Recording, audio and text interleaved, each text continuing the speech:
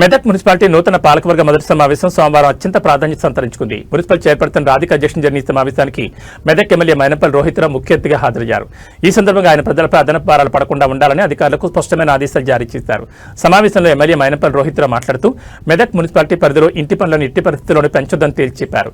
ప్రజా సమస్యల పరిష్కారంలో అధికారులు నిర్లక్ష్యం వహించొద్దని, ముఖ్యంగా కమిషనర్ శ్రీనివాసరెడ్డి క్షేత్రస్థాయిలో సమస్యలపై దృష్టి సారించాలని సూచించారు. మెదక్ పట్టణాన్ని సుందరంగా తీర్చిదిద్దాలంటే 32 వార్డుల కౌన్సిలర్ సమన్వయంతో పనిచేయాలని కోరారు. రాజకీయాలకు అతీతంగా అందరం కలిసికట్టుగా పట్టణాభివృద్ధి కృషి చేద్దామని పిలుపునిచ్చారు. నూతనంగా ఎన్నికైన కౌన్సిలర్లకు పాలనాపరమైన అంశాలపై అవగాహన కల్పించేందుకు శిక్షణ తరగతులు ఏర్పాటు చేయాలని మున్సిపల్ వైస్ చైర్మన్ దొంతి నరేష్ గౌడ్ కు సూచించారు. ఈ సమావేశంలో 32 వార్డుల కౌన్సిలర్లు, వివిధ విభాగాల అధికారులు పాల్గొని పట్టణంలోని పెండింగ్ సమస్యల గురించి ఎమ్మెల్యే దృష్టి తీసుకెళ్లారు. ఎమ్మెల్యే తీసుకున్న నో ట్యాక్స్ హైక్ నిర్ణయం పట్ల ప్రజలు హర్షం వ్యక్తం చేస్తున్నారు.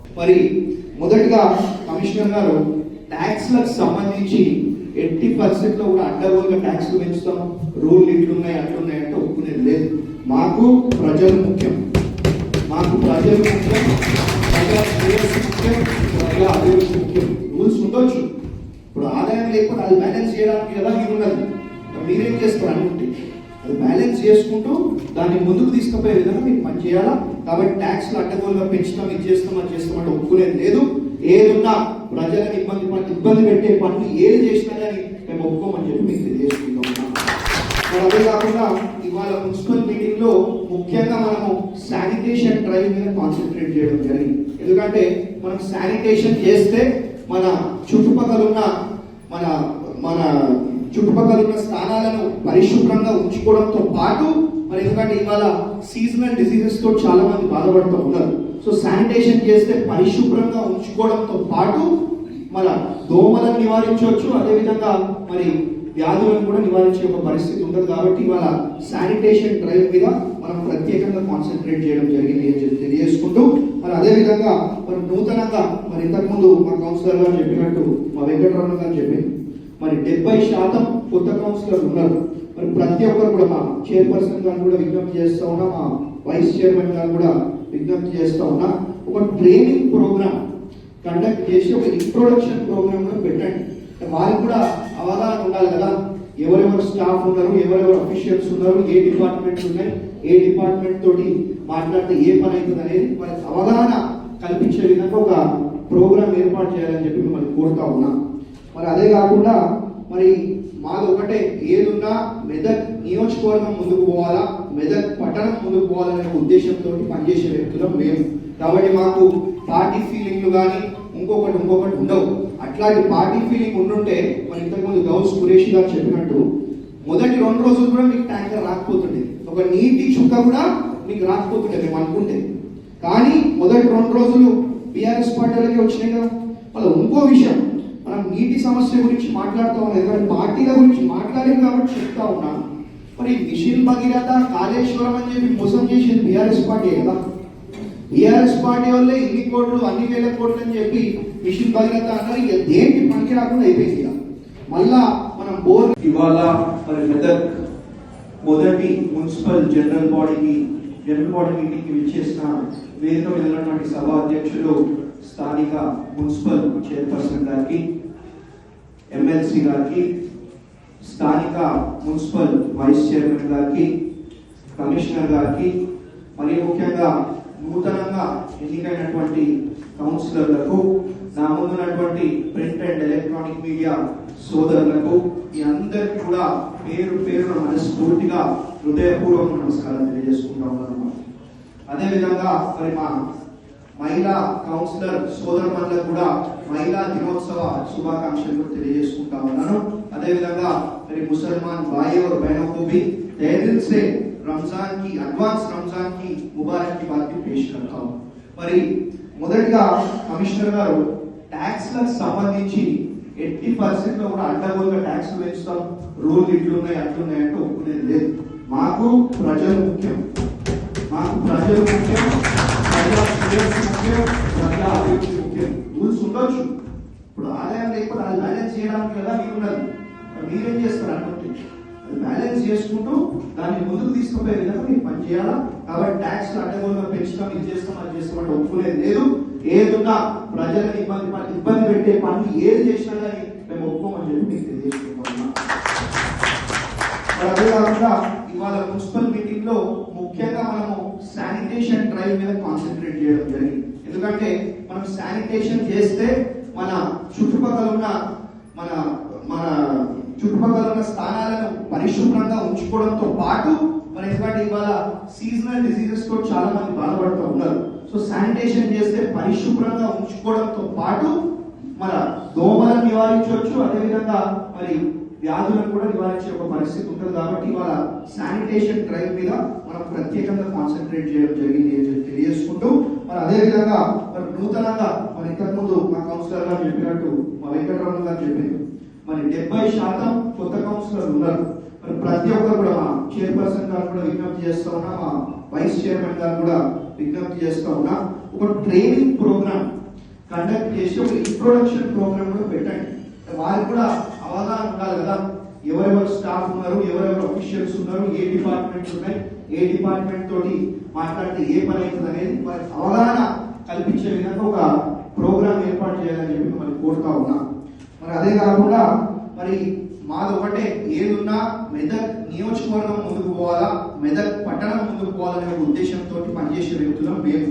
కాబట్టి మాకు పార్టీ ఫీలింగ్లు కానీ ఇంకొకటి ఉండవు. అట్లాంటి పార్టీ ఫీలింగ్ ఉండుంటే మన ఇంతకుముందు గౌస్ సురేష్ గారు చెప్పినట్టు మొదటి 2 రోజులు కూడా మీకు ట్యాంకర్ రాకపోతుండేది, ఒక నీటి చుక్క కూడా మీకు రాకపోతుండేది మేము అనుకుంటే. కానీ మొదటి 2 రోజులు బీఆర్ఎస్ పార్టీలకి వచ్చినాయి కదా. మళ్ళీ ఇంకో విషయం, మనం నీటి సమస్య గురించి మాట్లాడుతూ ఉన్నాం, ఎందుకంటే పార్టీల గురించి మాట్లాడి కాబట్టి చెప్తా ఉన్నా. మరి మిషన్ భగీరథ, కాళేశ్వరం అని చెప్పి మోసం చేసింది బీఆర్ఎస్ పార్టీ కదా. బీఆర్ఎస్ పార్టీ వాళ్ళే ఇన్ని కోట్లు, అన్ని వేల కోట్లు అని చెప్పి మిషన్ భగీరథ అన్నది దేనికి పనికి రాకుండా అయిపోయింది కదా. మళ్ళా మనం బోర్ వేసుకొని వాళ్ళ ట్యాంకర్ తెచ్చే ఒక పరిస్థితి తెచ్చింది బీఆర్ఎస్ పార్టీ కదా. ఈ విషయం మీరు గుర్తుపెట్టుకోవాలని చెప్పి తెలియజేసుకుంటా ఉన్నా. కాబట్టి తప్పకుండా మరి ఎవరికి కూడా నీళ్లు అనేది మరి చాలా ముఖ్యమైనది. కాబట్టి ఎవరికి కూడా నీటి సమస్య లేకుండా చూసుకునే ఒక బాధ్యత మరి నేను తీసుకుంటా అని చెప్పి మీ అందరికీ కూడా తెలియజేసుకుంటూ మరి ఏది కూడా ఈ పార్టీ ఆ పార్టీ అని మేము పనిచేయం, అందరం ఒకటే. ఏదున్నా మెదక్ పట్టణ అభివృద్ధి కోసం, మెదక్ ప్రజల శ్రేయస్సు కోసం, మెదక్ పట్టణం ముందుకు తీసుకుపోయే విధంగా మనం పనిచేస్తామని చెప్పి మీ అందరూ కూడా తెలియజేసుకుంటా ఉన్నా. మరి ఇంకొకటి, మరి ఇంతకు మనం మాట్లాడుకున్నట్టు ఒక సీవరేజ్ ట్రీట్మెంట్ ప్లాంట్ మీరు ఇమీడియట్ గా ఒకటి తయారు చేయండి. ఏ విధంగా ఎక్కడ ల్యాండ్ ఉంటే బాగుంటుంది, ఏముంటే బాగుంటుంది, ఎందుకంటే చాలా ఇంపార్టెంట్.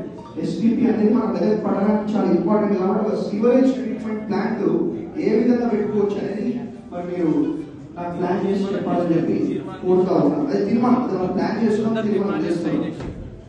మళ్ళీ ఇంకోటి, లాస్ట్ టైం కూడా మన జనరల్ బాడీ మీటింగ్ లో చెప్పడం జరిగింది, స్వీపింగ్ మెషిన్ ఉంది మన మెదక్ పట్టణంలో. అది ఏమైంది, ఎందుకు వాడతలేదు దాన్ని నేను 10 సార్లు చెప్పిన. ఎప్పుడు అదే రిపేర్ ఉంటే రిపేర్ చేసుకుంటా ఉన్నారు, ముందుకు పోతా ఉన్నారు. మీకు రావా జబ్బులు వస్తాయి కదా కమిషనర్ గారు, హాస్పిటల్ చూపించుకుంటాం కదా. అట్లనే అది రిపేర్ చేసుకుంటా ఉండాలా, ముందుకు పోతా ఉండాలా, ముందుకు తీసుకుపోతా ఉండాలి. లేకపోతే మనం ఉండలేము. అదే మళ్ళీ ఇంకోటి, మాక్సిమం డాంబర్ రోడ్ల కన్నా ఎక్కువ సీసీ రోడ్స్ ప్రిఫర్ చేయండి. ఎందుకంటే సంవత్సరం మొత్తంలో మనకి నీళ్ళ సమస్య ఉండేది 3 నెలలు మాత్రమే.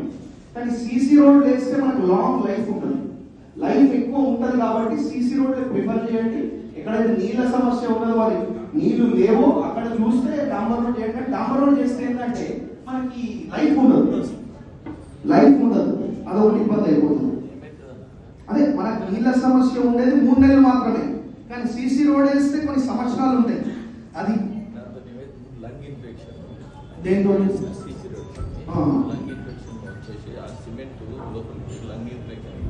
అంటే సిమెంట్ వేసేటప్పుడు మాత్రమే మనం కొంచెం కేర్ఫుల్ ఉండాలి.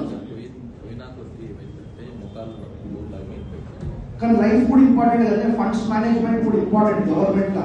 ఎందుకంటే మనం డాంబర్ రోడ్ వేస్తే ఆ పాపది వీడియో చూసినా చాలా ఘోరమైన పరిస్థితి కమిషనర్ గారు. కాబట్టి maximum number of speed breakers ఏర్పాటు చేసే విధంగా మీరు పనిచేయండి. నాకు చెప్పండి, నాకు ఇవ్వండి, అవసరమైతే నేను మాట్లాడి ఏ విధంగా చేయాలో ఆ విధంగా చేస్తానని చెప్పి తెలియజేసుకుంటూ మరి అదే కాకుండా ఈ రామదాస్ చౌరస్తా కానివ్వండి, గాంధీనగర్ కానివ్వండి, కల్వర్ట్స్ కూడా మేము ఆల్రెడీ పెట్టడం జరిగింది. అతి తొందరలో అవి కూడా పూర్తయితాయి. మళ్ళా వర్షాకాలం వచ్చే వరకు మీకు ఎటువంటి సమస్య కూడా లేకుండా తీర్చిదిద్దే ఒక బాధ్యత నాది అని చెప్పి మీ అందరూ తెలియజేసుకుంటున్నాం. మరి 22వ వార్డు, 26వ 27 వార్డు సంబంధించి ప్యాచ్ వర్క్ కానివ్వండి, రోడ్స్ కానివ్వండి ఆల్రెడీ ప్రపోజ్ చేసేసినాం. ఈ మున్సిపల్ ఎలక్షన్స్ కాకముందే మేము ప్రపోజ్ చేయడం జరిగింది. కానీ ఈ ఎలక్షన్ కోడ్ వల్ల కొంచెం డిలే అయింది. మీరు ఏమనుకోవద్దు, అతి తొందరలో అవి కూడా ఫినిష్ చేస్తామని చెప్పి మీ అందరూ కూడా తెలియజేసుకుంటూ, మరి ఇదే కాదు, ఏదున్నా మెదక్ పట్టణ అభివృద్ధి కోసం, ప్రజల శ్రేయస్సు కోసం, ప్రజల అభివృద్ధి కోసం మీరు నన్ను ఎప్పుడైనా నాకు ఫోన్ చేయొచ్చు. నా ఫోన్ నెంబర్ అయితే మీ దగ్గర ఉంటుంది. నేను ప్రత్యేకంగా చెప్పే అవసరం లేదు. మళ్ళా మరి మా ఎమ్మెల్సీ గారు చెప్పింది కాబట్టి మళ్ళీ చెప్పమంటే కూడా చెప్తా.